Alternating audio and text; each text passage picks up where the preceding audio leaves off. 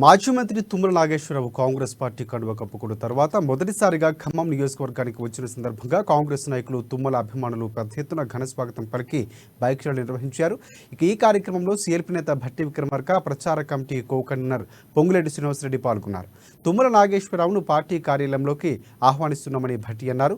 పొంగులేటి శ్రీనివాసరెడ్డి కాంగ్రెస్ భావజాలం నచ్చి కాంగ్రెస్ పార్టీలో చేరారని, కొట్లాడి తెచ్చుకున్న తెలంగాణ సంపద వనరులను కాపాడాల్సిన అవసరం మనందరిపై ఉందని ఆయన తెలిపారు.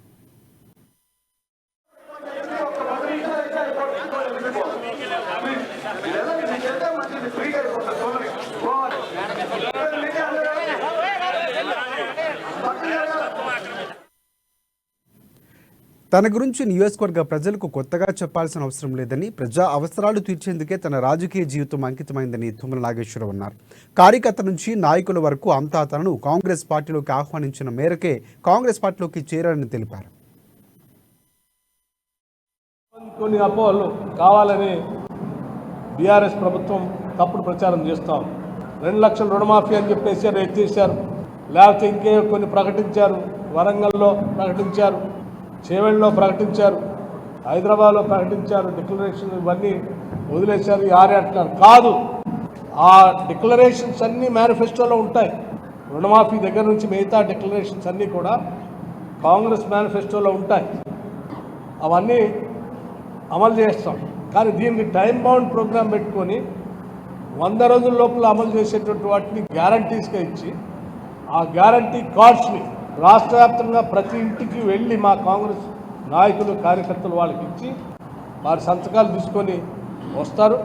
ప్రభుత్వం రాగానే ఆ కార్డు పట్టుకొని వచ్చినటువంటి వాళ్ళందరికీ యాజ్గా అమలు చేస్తాం.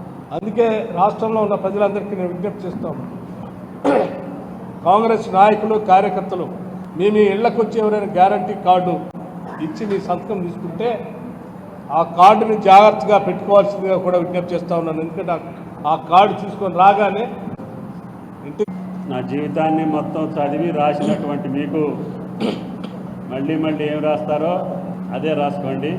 గత 40 సంవత్సరాలు వీళ్ళందరి సహజీవనంతో రాజకీయాల్లో ఒక నిబద్ధత కలిగినటువంటి వ్యక్తిగా, అభివృద్ధి ధ్యేయంగా జిల్లాలో రాష్ట్రంలో నాకు శ్రీరామచంద్రుడు ఇచ్చినటువంటి శక్తి మేరకి ప్రజా ఉపయోగ కార్యక్రమాలు చేయటానికే నా రాజకీయ జీవితాన్ని వాడిన సంగతి మీ కళ్ళ ముందు ఉంది.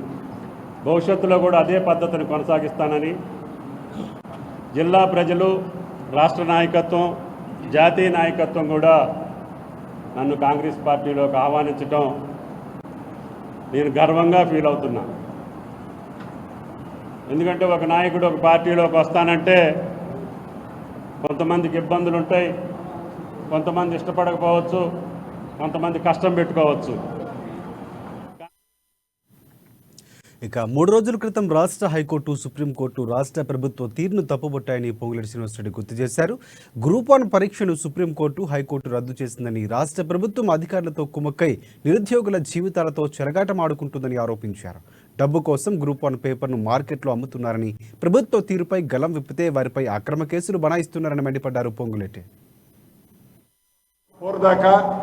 అనేక నోటిఫికేషన్లు రిలీజ్ చేసి రాష్ట్ర కేబినెట్ లో ఉండే మంత్రులతో పాటు ఈ ప్రభుత్వానికి సంబంధం ఉన్న అనేక మంది ప్రముఖులతో పాటు కొద్ది మంది అధికారులతో కుంభక్కై నిరుద్యోగ యువత జీవితాలతో ఆడుకున్న మాట అబద్ధమా? కల్వకుంట్ల చంద్రశేఖరరావు గారు తినక మా పిల్లల జీవితాలు సెటిల్ అయిపోతే మేము సెటిల్ అయిపోతామని వాళ్ళ కష్టార్జితంతో అనేక మంది యువతకి కోచింగ్లు ఇచ్చిన వారి తల్లిదండ్రుల ఆశలు మొదటిసారి మీరు పేపర్లు లీక్ చేసినప్పుడు, మీరు పేపర్లు అమ్ముకున్నప్పుడు, నీచాతినీచంగా డబ్బు కోసమే మీరు పేపర్ల మార్కెట్లో బఠానీలాగా అమ్ముకున్నప్పుడే తెలంగాణ రాష్ట్ర యువత, ప్రత్యేకంగా నిరుద్యోగ యువత రోడ్డున పడ్డ సంగతి మీకు తెలియంది కాదు. ఆనాడు ప్రతిపక్షంలో ఉన్న అన్ని రాజకీయ పార్టీలు గొంతెత్తి మాట్లాడితే వారందరినీ అనేక కేసులు బనాయించిన మాట అబద్ధమా? దాన్ని ఆనాడు ప్రతిపక్షంలో ఉన్న అన్ని రాజకీయ పార్టీలు ఎవరైతే ఎగ్జామ్కి అటెండ్ అయ్యారో అటెండ్ అయిన ప్రతి ఒక్క విద్యార్థికి ₹1,00,000